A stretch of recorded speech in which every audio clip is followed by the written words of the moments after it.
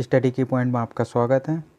आज का हमारा टॉपिक है सिंधु घाटी सभ्यता। ठीक है, सिंधु घाटी सभ्यता या इंडस वैली सिविलाइजेशन। ठीक है, सिंधु घाटी सभ्यता से जितने भी मोस्ट के पॉइंट बनेंगे वो आज हम इस वीडियो के माध्यम से देखेंगे।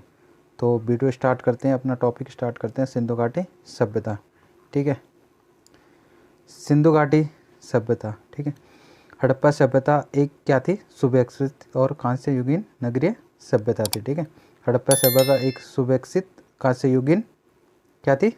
युगीन नगरीय सभ्यता थी। ठीक है, इसका नामकरण इस प्राचीन महान सभ्यता को सिंधु घाटी की सभ्यता, सिंधु सभ्यता एवं हड़प्पा सभ्यता के नाम से भी जाना जाता है। ठीक है, इस महान प्राचीन सभ्यता को सिंधु घाटी की सभ्यता, ठीक है, और सिंधु सभ्यता और हड़प्पा सभ्यता के नाम से भी जाना जाता है। इसका प्रथम खोजा गया स्थल है वो है हड़प्पा, जो कि रावी नदी के तट पर स्थित है। ठीक है, अगला इसका सीमा निर्धारण। ठीक है, और विस्तार। हड़प्पा सभ्यता का विस्तार जो है भारतीय उपमहाद्वीप में भारत, पाकिस्तान और अफगानिस्तान तीनों देशों में हुआ है। ठीक है, और सर्वाधिक जो पुरास्थल हैं वो भारत से प्राप्त हुए हैं। ठीक है, इस सभ्यता का जो विस्तार पश्चिम से सुतका इंडोर, पाकिस्तान से बलूचिस्तान से लेकर पूर्व में आलमगीर उत्तर प्रदेश मेरठ जिले से लगभग 600 किलोमीटर तक फैला है। ठीक है, लगभग 600 किलोमीटर क्षेत्र तक फैला है। ठीक है, अगला है उत्तर में मांडा, जम्मू कश्मीर से लेकर दक्षिण में दाइमाबाद महाराष्ट्र तक लगभग 400 किलोमीटर तक लंबे क्षेत्र में हुआ है। ठीक है, इस सभ्यता का क्षेत्रफल लगभग 6 लाख वर्ग किलोमीटर है। ठीक है, इस सभ्यता का क्षेत्रफल कितना है? 6 लाख वर्ग किलोमीटर है। इस सभ्यता का विस्तार भारत में पंजाब, हरियाणा, राजस्थान, गुजरात, महाराष्ट्र, उत्तर प्रदेश, जम्मू कश्मीर में हुआ है। ठीक है, और पाकिस्तान के पश्चिमी पंजाब, सिंध, बलूचिस्तान से प्रांत में तथा अफगानिस्तान में हुआ है। ठीक है, इसका विस्तार। अगला है सर्वाधिक जो पुरास्थल हैं वो सरस्वती नदी घाटी से पाए गए हैं। ठीक है, सर्वाधिक पुरास्थल कौन सी नदी घाटी से पाए गए? सरस्वती नदी घाटी से पाए गए हैं। ठीक है, किसी एक प्रांत में सर्वाधिक पुरास्थल जो है वो कि गुजरात से प्राप्त हुए हैं। ठीक है, इस सभ्यता के पास कितने हैं? 300 किलोमीटर लंबा समुद्र तट है। ठीक है, कितना किलोमीटर समुद्र तट है? तो वो है 300 किलोमीटर समुद्र तट। ठीक है, अगला इसके नगर नियोजन। ठीक है, इसके नगर नियोजन। सिंधु सभ्यता के नगर विश्व के प्राचीनतम सुनियोजित नगर है। ठीक है, सिंधु सभ्यता के जो नगर हैं विश्व के प्राचीनतम सुनियोजित नगर हैं। ठीक है, सिंधु सभ्यता में सर्वाधिक चौड़ी सड़क जो है मोहनजोदड़ो से प्राप्त हुई है, जिसकी चौड़ाई लगभग 10 मीटर थी। ठीक है, जिसकी चौड़ाई कितनी थी? 10 मीटर थी। ठीक है, पुराविदों ने इसे राजपथ या प्रथम सड़क की संज्ञा दी है। ठीक है, पुराविदों ने इसे राजपथ या प्रथम सड़क की संज्ञा भी दी है। ठीक है, अगले हैं सामान्यतः मकान के दरवाजे मुख्य सड़कों पर न खुलकर गलियों में खुलते थे। ठीक है, सामान्यतः मकान के दरवाजे मुख्य सड़कों पर न खुलकर गलियों में खुलते थे।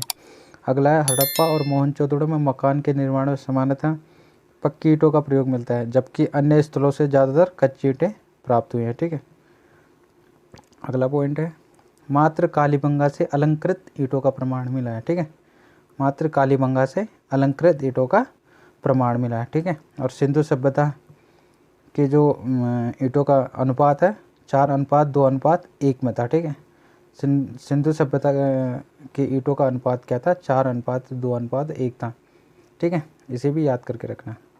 अगला है सिंधु सभ्यता के प्रमुख स्थल। ठीक है, सिंधु सभ्यता के प्रमुख स्थल सबसे पहला आता है, पढ़ेंगे हम कालीबंगा। कालीबंगा जो है वर्तमान में हनुमानगढ़ ज़िले में है। ठीक है, राजस्थान के हनुमानगढ़ ज़िले में है, और इसका जो उत्खनन हुआ था 1953 में हुआ था, अमलानंद घोष ने की थी। ठीक है, अगला है लोथल, गुजरात के अहमदाबाद ज़िले में। ठीक है, गुजरात के अहमदाबाद ज़िले में 1954 में। ठीक है, रंगनाथ राव ने इसकी, ठीक है, किसने? रंगनाथ राव ने। ठीक है, अगला है रोपड़। रोपड़ जो है पंजाब के रोपड़ ज़िले में है। ठीक है, इसके जो उत्खनन हुआ था 1953 में हुआ था। किसने किया था उत्खनन? सबसे पहले यक्षदत्त शर्मा ने एक तरह से खोज की थी, मतलब यक्षदत्त शर्मा ने। ठीक है, 1953 में किसके? रोपड़ की। अगला है रंगपुर। रंगपुर कहाँ पे है? गुजरात के काटीवाड़ा जिले में है, ठीक है। इसका उत्खनन हुआ था 1953-54 में, ठीक है। ए रंगनाथ राव ने ही किया था, ठीक है। अगला है हड़प्पा, जो है मोस्ट इम्पोर्टेंट। हड़प्पा जो है पाकिस्तान के मोंटगोमरी ज़िले में है, ठीक है। हड़प्पा कहाँ पे? पाकिस्तान के मोंटगोमरी ज़िले में है। 1921 में इसकी खोज हुई थी और दयाराम साहनी ने की थी, ठीक है। अगला है मोहन चोदड़ो, ठीक है, जो कि पाकिस्तान के सिंध प्रांत के लड़काना ज़िले में, ठीक है। कब हुआ था? 1922 में, ठीक है। इसकी खोज की थी राकलदास बनर्जी ने, ठीक है। अगला है आलमगीर।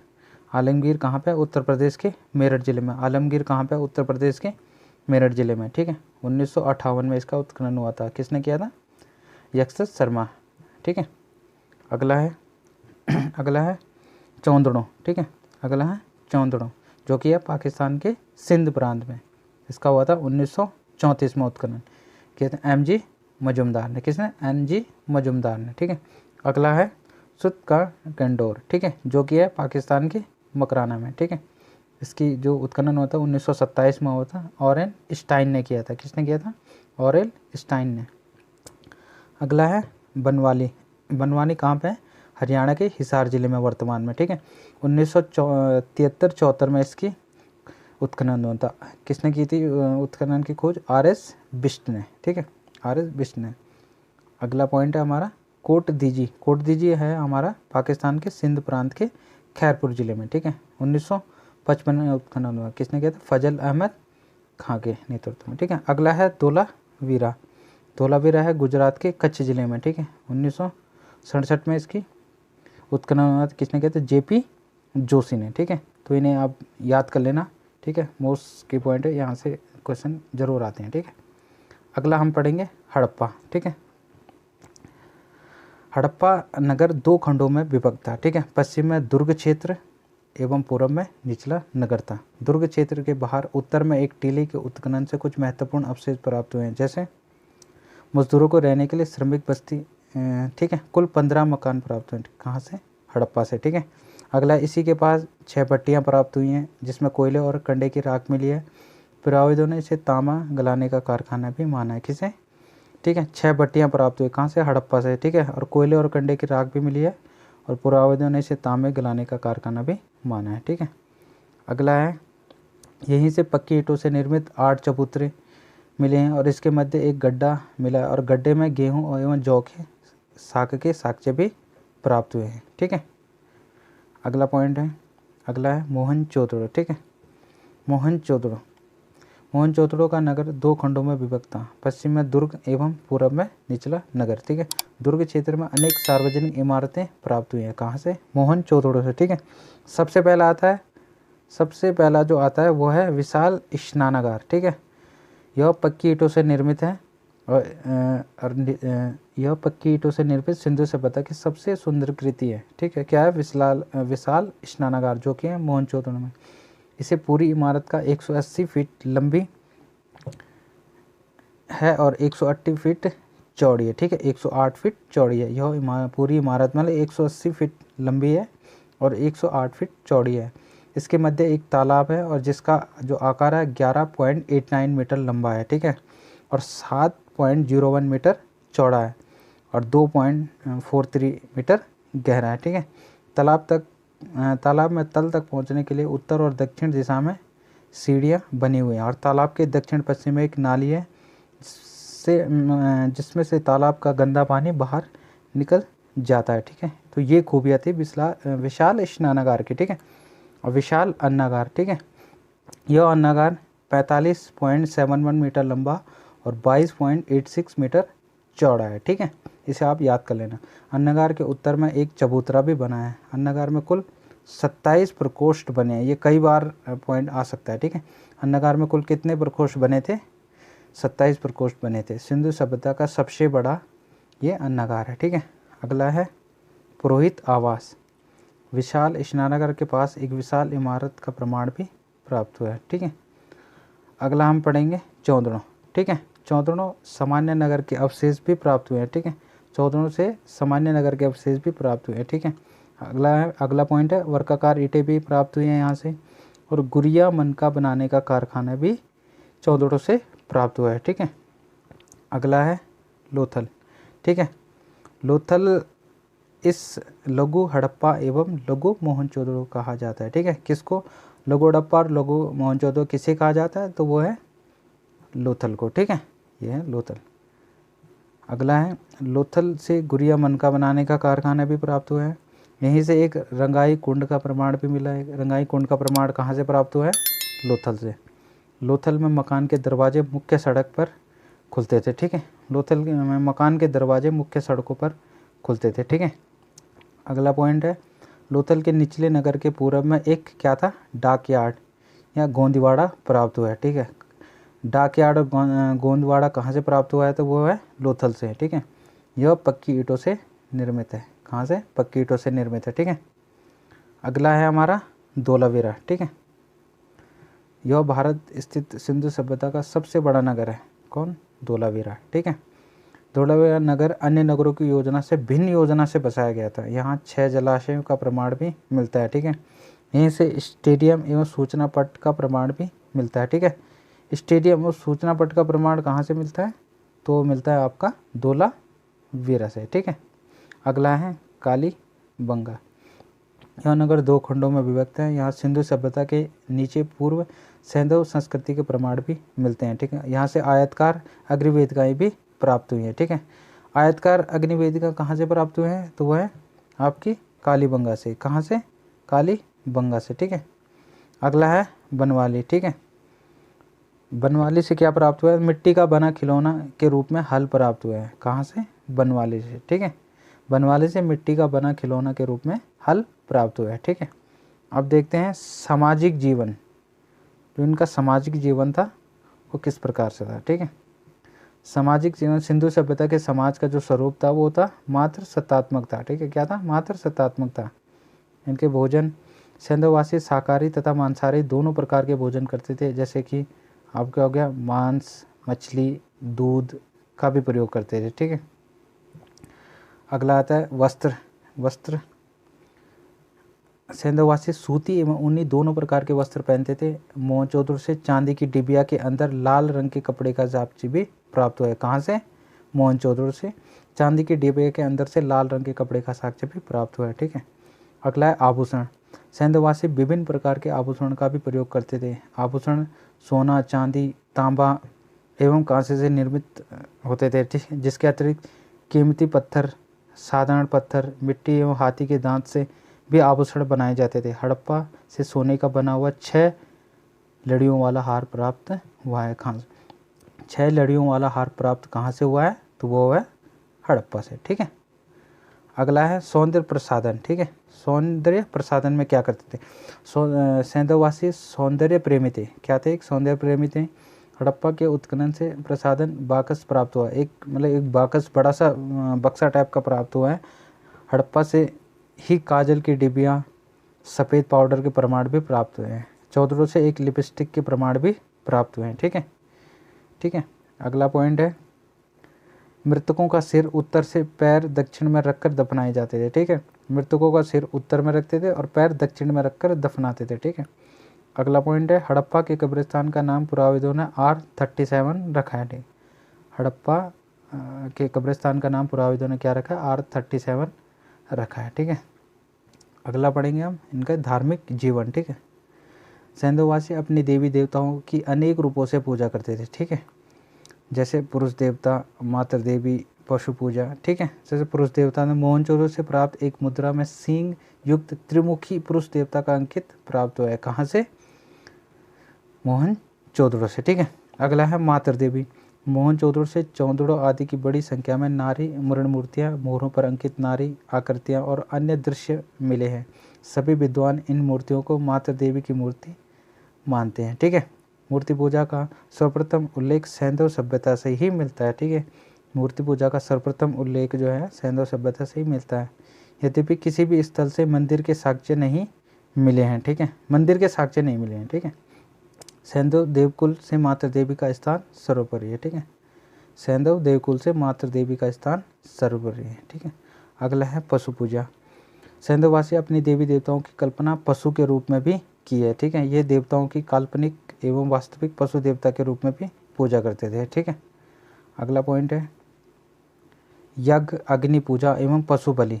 सेंधववासी यज्ञ एवं चित्रण इस मुद्रा में मिलता है। ठीक है, अग्नि की पूजा करते थे, यज्ञों में पशु बलि दी जाती थी। सेंधववासी पुनर्जन्म में विश्वास करते थे। ठीक है, और उनमें अंधविश्वास का प्रचलन था, जैसे जादू टोना आदि खूब प्रचलित थे। ठीक है, जादू टोना आदि खूब प्रचलित था। ठीक है, अगला है आर्थिक जीवन। ठीक है, अगला पॉइंट हमारा आर्थिक जीवन।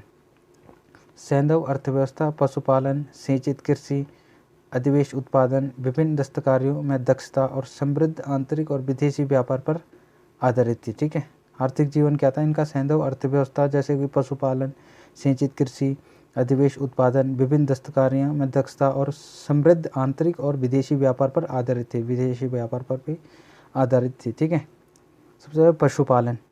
कृषि पर निर्भर होते हुए भी हड़प्पा लोग बहुत सारे पशु पालते थे। ठीक है, प्रमुख रूप से जैसे भेड़, बकरी, गाय, भैंस। ठीक है, भैंसा और कुत्ता जो है पालतू पशु था। इसके कई नस्ल भी मिले हैं।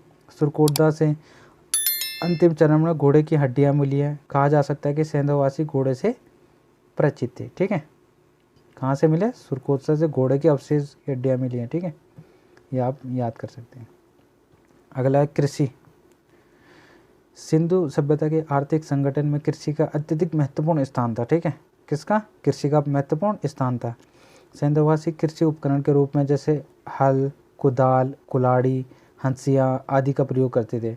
बनवाली से खिलौने के रूप में मिट्टी का हल भी बना हुआ प्राप्त हुआ है। ठीक है, अगला है कालीबंगा से प्राग सैंधव स्तर से जुते हुए खेत के निशान, बनवाली के उत्तम किस्म के जौ के साक्ष्य मिले हैं, और लोथल एवं रंगपुर से चावल के साक्ष्य भी प्राप्त हुए। ठीक है, ये आप याद कर लेना, लोथल एवं रंगपुर से चावल के साक्ष्य भी प्राप्त हुए हैं। ठीक है, अगला है उद्योग।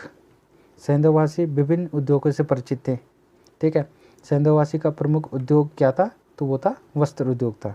ये सूती एवं ऊनी दोनों प्रकार के वस्त्र का प्रयोग करते थे। मोहनजोदड़ो वस्त्र उद्योग का महत्वपूर्ण केंद्र रहा होगा।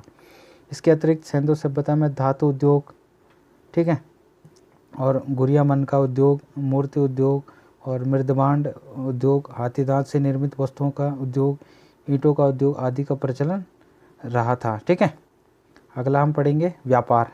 ठीक है, सेंधववासी का आंतरिक एवं बाह्य दोनों व्यापार उन्नत अवस्था में था। ठीक है, सैंधव अवस्था की विशेषताएं, वहाँ असंख्य छोटे बड़े नगरों की उपस्थिति, हड़प्पा सभ्यता के उद्योग में विकसित अवस्था में थे।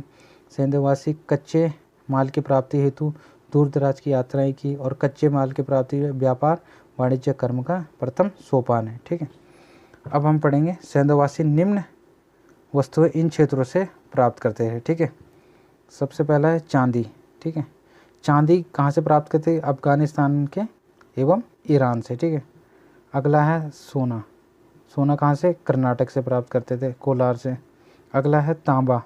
तांबा कहाँ से प्राप्त करते? राजस्थान से कुछ तांबा, ओमान से। ठीक है, अगला है टीन। टीन है अफगानिस्तान। ठीक है, टीन कहाँ से है? अफगानिस्तान से। अगला है सेलकड़ी। सेलकड़ी है बलूचिस्तान एवं राजस्थान से। ठीक है, बलूचिस्तान एवं राजस्थान से। ठीक है, ये याद कर लेना। चांदी अफगानिस्तान, ईरान से प्राप्त करते थे। सोना कर्नाटक से। तांबा राजस्थान के कुछ, तांबा ओमान से भी। ठीक है, टीन अफगानिस्तान से, और सेलकड़ी बलूचिस्तान एवं राजस्थान दोनों से। ठीक है, अगला है विदेशी व्यापार। ठीक है, विदेशी व्यापार। सेंधववासी का वास्तविक जो संबंध था अनेक बाह्य संस्कृति के साथ था, जैसे कि मेसोपोटामिया, मिस्र, क्रीट और फारस की खाड़ी स्थित देशों के साथ था। ठीक है, मेसोपोटामिया के साथ व्यापारिक संबंध की अनेक पुरातात्विक प्रमाण मिलते हैं। हड़प्पा मुद्राएं में भी मेसोपोटामिया क्षेत्रों से मिलती है। सेंधववासियों का मिस्र, फारस की खाड़ी, क्रीट से भी व्यापारिक संबंध थे। ठीक है, अगला हम पढ़ेंगे यातायात। ठीक है, यातायात। सेंधववासी काल में जल एवं स्थल दोनों मार्ग व्यापार होता था। ठीक है, जल और स्थल दोनों मार्ग से व्यापार होता था। स्थल मार्ग के यातायात का मुख्य साधन ठोस पहिए वाली बैलगाड़ी थी, और जल मार्ग से यातायात के मुख्य साधन नाव एवं जलपोत थे। लेकिन मोहनजोदड़ो से प्राप्त एक मृदभांड से नाव का चित्र मिलता है। ठीक है, मृदभांड से नाव का चित्र प्राप्त कहाँ से होता है? तो वह मोहनजोदड़ो से। ठीक है, लोथल से मिट्टी के बने नाव के 5 मॉडल मिले हैं, ठीक है। 5 मॉडल मिट्टी के बने नाव के 5 मॉडल कहाँ से मिले हैं, तो वह लोथल से। और इसी तरह लोथल से डाकयार्ड का भी साक्ष्य प्राप्त हुआ है, ठीक है। डाकयार्ड का भी साक्ष्य कहाँ से प्राप्त हुआ है, तो वो है लोथल से, ठीक है। अगला हम पढ़ेंगे मापतोल, ठीक है। मापतोल, सेंधववासी मापतोल की इकाइयों से भी परिचित थे, ठीक है। नाप के लिए पैमाने का प्रयोग करते थे। मोहनजोदड़ो से सीप का बना हुआ पैमाना, सीप का बना हुआ पैमाना कहाँ से, मोहनजोदड़ो से। और हड़प्पा से तांबे का पैमाना, लोथल से हाथी के दांत का पैमाना, कालीबंगा से मिट्टी का बना हुआ पैमाना प्राप्त हुआ है। और सिंधु सभ्यता के प्रस्थल से बड़ी संख्या में बाट प्राप्त हुए हैं, ठीक है। और सिंधु सभ्यता के मापतोल का मानक रूप मिलता है, ठीक है। सिंधु सभ्यता से मापतोल का मानक रूप मिलता है, ठीक है। बाट पत्थर निर्मित होते हैं। बाट कई मतलब आकार प्रकार के मिलते हैं, लेकिन घनाकार बाट का सर्वाधिक लोकप्रिय थे। किस प्रकार के मतलब बाट सर्वाधिक थे, तो घनाकार बाट सर्वाधिक लोकप्रिय थे। बड़े बाट 16 के गुणों को में मिलते हैं, ठीक है। जबकि छोटे बाट दुन प्रणाली या दुगना पर आधारित है, ठीक है। कौन सी प्रणाली, दुन प्रणाली या दुगना पर आधारित है, ठीक है। अगला है सैंधव कला। जो सैंधव कला, सिंधु सभ्यता में कला का अत्यधिक विकास हुआ है, ठीक है। सैंधव मुद्राएं, सैंधव पुरास्थलों में उत्खनन से अभी तक 2500 से अधिक मुद्राएं प्राप्त हुई हैं, ठीक है। ये मुद्राएं विभिन्न प्रकार की, जैसे कांचली मिट्टी या मिट्टी एवं तांबे की बनी हुई थी, जिसमें सर्वाधिक मुद्राएं सैलखड़ी पत्थर की बनी हैं। तांबे की मुद्राएं अल्प मात्रा में लोथल एवं देशपुर से प्राप्त हुए, ठीक है। तांबे की मुद्राएं अल्प मात्रा में लोथल एवं देशपुर से प्राप्त हुई है, ठीक है। मुद्राएं क्या थी, जैसे वर्गाकार, आयतकार, गोल, ठीक है, और बेलनकार हो गई बनाई जाती थी। इसमें सबसे लोकप्रिय वर्गाकार मुद्राएं थी, जो सैलखड़ी पत्थर से बनी होती थी। लोकप्रिय वर्गाकार जैसे 2.8 सेंटीमीटर्स के वर्ग से बनी हुई थी। लोथल से बटन जैसी गोल मुद्राएं मिली हैं, जो कि फारस की खाड़ी से लोकप्रिय थी। सैंधववासी की कला का उत्कृष्ट प्रदर्शन उनकी मुद्राओं के चित्रांकन से मिलता है। सैंधव मुद्राओं पर पशुओं का चित्रांकन अत्यंत सुंदर है, ठीक है। चित्रांकनों में कुबड़ वाला बैल, बाघ, गैंडा, भैंस चित्र बहुत ही सुंदर एवं यथार्थ दिखाई पड़ते हैं, ठीक है। सैंधव सभ्यता मुद्राओं में सर्वाधिक चित्रांकन एक श्रृंगी पशु का है, ठीक है। सैंधव मुद्राओं में सर्वाधिक चित्रांकन एक श्रृंगी पशु का है, ठीक है। मुद्राओं में सबसे सुंदर उदाहरण है मोहनजोदड़ो से प्राप्त त्रिमुखी देवता की मुद्रा है, ठीक है। मुद्राओं में सबसे सुंदर उदाहरण है मोहनजोदड़ो से प्राप्त त्रिमुखी देवता की मुद्रा से, ठीक है। अगला है गुरिया मनका, ठीक है। अगला पॉइंट है गुरिया और मनका। सैंधव सभ्यता में विभिन्न स्थलों से हजारों की संख्या में अनेक मनके मिले हैं, ठीक है। मनकों का निर्माण विभिन्न प्रकार के धातुओं, पत्थरों, मिट्टी, कांचली मिट्टी, सांप एवं हाथी दांतों से मतलब दांतों से किया जाता था, ठीक है। अगला है चौदड़ों एवं लोथल की से गुरिया मनका बनाने का कारखाने भी प्राप्त हुए हैं, ठीक है। सैलखड़ी पत्थर के बने मनके सर्वाधिक प्राप्त हुए हैं, ठीक है। और मनके कई आकार के बनाए जाते हैं, ठीक है। जैसे कि बेलनकार मनके सर्वाधिक प्रचलित है। बेलनकार जो मनके थे सर्वाधिक प्रचलित है, ठीक है। रेखांकित मनके सिंधु सभ्यता के साथ साथ मेसोपोटामिया, मिस्र से भी मिले हैं, ठीक है। हड़प्पा से एक हृदयाकार मनका मिला है, ठीक है। हड़प्पा से एक हृदयाकार मनका प्राप्त हुआ है। मोहनजोदड़ो से प्राप्त मनके 3 बंदरों का चित्र है, ठीक है। मोहनजोदड़ो से प्राप्त जो मनका है वो 3 बंदरों का चित्र अंकित है, ठीक है। अगला है मृदबांड, ठीक है। सैंधव सभ्यता से प्राप्त अधिकांश मृदबांड चाक निर्मित मृदबांड का निर्माण नदियों की मिट्टियों से मिला है, ठीक है। मृदबांड पर सर्वप्रथम लाल रंग का लेप लगाया जाता था। हड़प्पा से प्राप्त एक मृदबांड पर मछुआरे का चित्र अंकित है, ठीक है। हड़प्पा से प्राप्त एक मृदबांड पर मछुआरे का चित्र अंकित है। लोथल से प्राप्त एक मृदबांड पर एक चिड़िया अपने मुख से मछली दबाए हुए पेड़ पर बैठी है, ठीक है। और पेड़ के नीचे एक लोमड़ी खड़ी है। मोहनजोदड़ो से प्राप्त एक मृदबांड पर नाव का चित्रण भी मिलता है।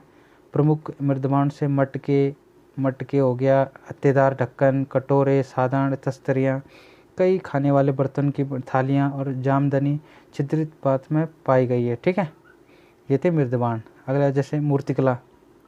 मूर्तिकला में सेंधव जो मूर्तिकला को 3 भागों में वर्गीकृत किया गया है। ठीक है, सबसे पहला है धातु मूर्ति। सेंधव स्थलों से तांबा एवं कांसे की बनी मूर्तियाँ प्राप्त हुई है। ठीक है, कहाँ से? सेंधव स्थलों से। ठीक है, धातु निर्मित मूर्तियों में सबसे सुंदर मोहनजोदड़ो से प्राप्त कांसे की मूर्ति यह है। 4 मीटर से भी ऊंची नृत्य की मूर्ति मिली है। ठीक है, यह द्रवी मोम विधि से सांचे से ढालकर बनाई गई है। ठीक है, मोहनजोदड़ो से तांबे एवं कांसे के बने बैल एवं भैंस की मूर्तियाँ भी प्राप्त हुई हैं। ठीक है, लोथल से तांबे की बनी बतख, कबूतर, खरगोश आदि भी की मूर्तियाँ भी मिले हैं। ठीक है, कहाँ है? धातु मूर्तियाँ। अगला है प्रस्तर मूर्तियाँ।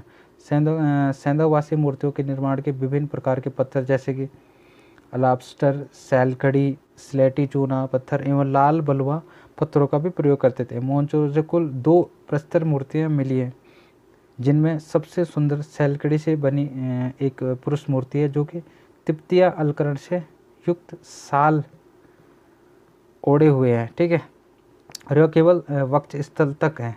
मोहनजोदड़ो से पत्थर निर्मित एक योगी की मूर्ति भी प्राप्त हुई है। हड़प्पा से प्रस्तर निर्मित 2 मूर्तियाँ प्राप्त हुई है। ठीक है, ये आप याद कर लेना। ठीक है,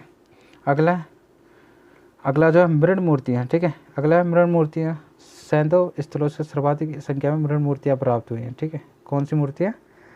मृण मूर्तियाँ। ज़्यादातर मृष्य मूर्तियाँ हस्त निर्मित हैं। कुछ मुखौटे हैं जो सांचे में ढालकर बनाए गए हैं। मानव मृण मूर्तियों के पुरुष की तुलना में नारी मृण मूर्तियाँ अधिक मिली हैं। पुरुष की तुलना में किसकी मिले? नारी मृण मूर्तियाँ अधिक मिली हैं। ज़्यादातर नारी मृण मूर्तियाँ को स्कर्ट नुमा वक्र पहने हुए हैं। कौन से नुमा? स्कर्ट नुमा पहने हुए। हड़प्पा से प्राप्त एक नारी मृण मूर्तियों को 3 पाँव वाली कुर्सी में बैठे हुए दिखाया गया है। ठीक है, कुछ मूर्तियों को तंग टोपी पहने हुए दिखाया गया है। हड़प्पा एवं मोहनजोदड़ो से सांचे में ढालकर सिंह युक्त मुखौटा प्राप्त हुआ है। ठीक है, अगला है मानव मृण मूर्तियों की तुलना में पशु मृण मूर्तियाँ अधिक मिलती है। ठीक है, पशु मृण मूर्तियों में सर्वाधिक संख्या में बिना कुबड़ वाले बैल की मृण मूर्तियाँ मिलती हैं। दूसरे स्थान पर कुबड़ वाला बैल है।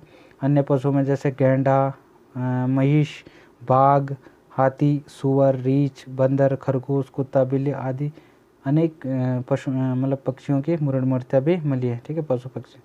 अगला है सेंधव लिपि। ठीक है, सेंधव लिपि अधिकांश मोहरों पर अंकित है। ठीक है, सेंधव लिपि के सर्वाधिक साक्ष्य मोहनजोदड़ो से प्राप्त हुए हैं। ठीक है, सेंधव लिपि में सामान्यतः 400 से 250 अक्षर प्रयुक्त होते हैं रहे होंगे। ठीक है, अनुमान लगा।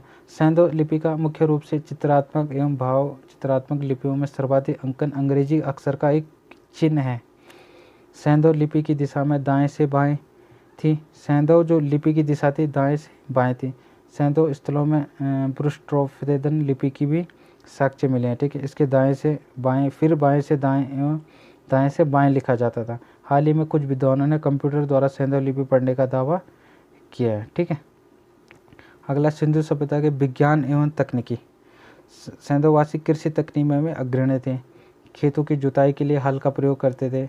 बनवाली से खिलौने के रूप में मिट्टी का बना हुआ हल प्राप्त हुआ है और सेंधववासी बीज बोने के यंत्र का भी प्रयोग करते थे। लोथल से प्राप्त मिट्टी का एक स्लेट बीज बोने के यंत्र का चित्रण है। सेंधववासी विभिन्न फसलों के विभिन्न प्रजातियों के अनाजों का उत्पादन करते थे। विश्व में सर्वप्रथम कपास का उत्पादन सेंधववासी ने ही किया है। A.L. बाशम के शब्दों में ठीक है, रुई उत्पादन एवं उनके उपयोग का तकनीक ज्ञान विश्व में हड़प्पा सभ्यता की देन है। ठीक है, सेंधववासी का प्रमुख उद्योग क्या? वस्त्र उद्योग था। लगभग प्रत्येक घर की कताई बुनाई के 2-3 छेद वाले तकुए प्राप्त हुए हैं। ठीक है, अगला हम पढ़ेंगे सिंधु सभ्यता के पतन के कारण। ठीक है, इनका पतन किस प्रकार से हुआ? सिंधु सभ्यता के बहुत ही विस्तृत क्षेत्र में फैली एक नगरीय सभ्यता थी। सिंधु सभ्यता के अलग अलग क्षेत्रों की अलग अलग भौगोलिक स्थिति थी, अतः भिन्न भिन्न भौगोलिक क्षेत्रों वाली इस सभ्यता का पतन किसी एक कारण से हुआ हो तो नितांत असंभव है। सिंधु सभ्यता के अलग अलग क्षेत्रों के पतन अलग अलग कारण रहे होंगे। ठीक है, विद्वान ने सिंधु सभ्यता पतन के अलग अलग कारणों का अलग अलग बताया। ठीक है, जैसे कि बाढ़ कि इस सभ्यता के सर्वप्रथम विद्वान जो है मार्शल मैक S.R. रॉब ने मोहनजोदड़ो मैके ने जोदड़ो के विनाश का कारण बाढ़ बताया। ठीक है, और S.R. राव ने लोथल नगर के पतन का कारण भोगवा नदी में आई बाढ़ बताया। ठीक है, इसके कई पतन होने के साक्ष्य बताए अलग अलग विद्वानों ने। जैसे कि किसी ने कहा कि सूखा आने के कारण सिंधु सभ्यता का विनाश हो गया था, किसी ने कहा बाढ़ आने के कारण हो गया था, किसी ने कहा कि विदेशी आक्रमण हुआ, किसी के साक्ष्य प्राप्त नहीं, किसी ने विदेशी आक्रमण से ही वहाँ का पतन हो गया था। तो अलग अलग विद्वानों ने अलग अलग मत दे रहे, मतलब एग्जैक्ट इसका कोई जानकारी नहीं है। ठीक है, अब हम पढ़ेंगे कुछ इंपॉर्टेंट फैक्ट जो बन सकते हैं। ठीक है, क्वेश्चन आंसर से। ठीक है, वन लाइनर में हम पढ़ेंगे सिंधु सभ्यता एक आदि ऐतिहासिक काल से संबंधित। ठीक है, सिंधु सभ्यता आदि ऐतिहासिक काल से संबंधित है। चार्ल्स मैसन ने सर्वप्रथम 1826 में हड़प्पा के टीले की जानकारी दी थी। ठीक है, चार्ल्स मैसन ने सर्वप्रथम 1826 में हड़प्पा के टीले की जानकारी दी। सिंधु सभ्यता का आकार त्रिभुजाकार है। ठीक है, सिंधु सभ्यता का सबसे बड़ा पुरास्थल जो है गनवेरी वाला है, जो कि पाकिस्तान के पंजाब प्रांत में हकरा नदी के तट पर स्थित है। ठीक है, अगला सिंधु सभ्यता के सर्वाधिक पुरास्थल है सरस्वती नदी घाटी से प्राप्त हुए हैं। ठीक है, अगला है हड़प्पा से प्राप्त कब्रिस्तान के कुल 37 कब्रें प्राप्त हुए, इसे ही R39 से जाना जाता है। ठीक है, मोहनजोदड़ो से अभी तक कोई भी कब्रिस्तान नहीं मिला, मोहनजोदड़ो से, ना कि हड़प्पा से, मोहनजोदड़ो से अभी तक कोई भी कब्रिस्तान नहीं मिला है। ठीक है, अगला है हड़प्पा से 8 वर्ताकार चबूतरे प्राप्त हुए हैं, जिसके मध्य में गड्ढे हैं और इन गड्ढों में जले हुए गेहूं और जौ के प्रमाण मिले हैं। ठीक है, लोथल में मकानों के दरवाजे मुख्य सड़क पर खुलते थे। ठीक है, कालीबंगा से पूर्व सैंधव संस्कृति के प्रमाण मिले, कालीबंगा से पूर्व सैंधव संस्कृति के प्रमाण मिले। ठीक है, सिंधु सभ्यता का समय जो है वह 2500 से 750 ईसा पूर्व रहा था। ठीक है, अगला है धोलावीरा से उन्नत जल प्रबंध का प्रमाण भी मिला है। ठीक है, सैंधव धर्म में सर्वाधिक पूजा जो है मातृ देवी की पूजा होती थी। मूर्ति पूजा का सर्वप्रथम हड़प्पा सभ्यता से ही प्राप्त हुए हैं। ठीक है, अगला है मोहनजोदड़ो से प्राप्त एक मुद्रा में सिंह युक्त त्रिमुखी पुरुष देवता का चित्र है, जिसे आदि शिव की संज्ञा दी गई है। ठीक है, अगला पॉइंट है सैंधववासी काल्पनिक एवं वास्तविक पशुओं की पूजा करते थे और इनकी पूजनीय पशु कुबड़ वाला था। ठीक है, अगला है मोहनजोदड़ो से प्राप्त कांस्य निर्मित नर्तकी की मूर्ति, जो आद्य ऑस्ट्रेलियाड से प्राप्त हुई है। ठीक है, अगला है सैंधव नारियां 6 प्रकार के केश विन्यास करते थे। ठीक है, अगला है मोहनजोदड़ो से प्राप्त एक मुद्रा में एक नाव ढाल जैसी आकृति बजा कर। अगला पॉइंट है मेसोपोटामिया व्यापारी विभिन्न वस्तुओं का आयात करते थे। ठीक है, अगला पॉइंट है सैंधववासी विश्व में कपास के प्रथम उत्पादक थे, इसलिए यूनानियों ने कपास का नाम सिंडोना रखा। ठीक है, सैंधववासी विश्व में कपास के प्रथम उत्पादक, इसलिए यूनानियों ने कपास का नाम सिंडोन रखा। ठीक है, अगला पॉइंट है कालीबंगा से मृगपट्टिका पर उत्कीर्ण सिंह युक्त देवता की आकृति प्राप्त हुई। वीडियो देखने के लिए धन्यवाद। वीडियो को लाइक एंड सब्सक्राइब करें। अगर आपको इस वीडियो की PDF चाहिए तो टेलीग्राम के दिए हुए लिंक पर जाएं। धन्यवाद।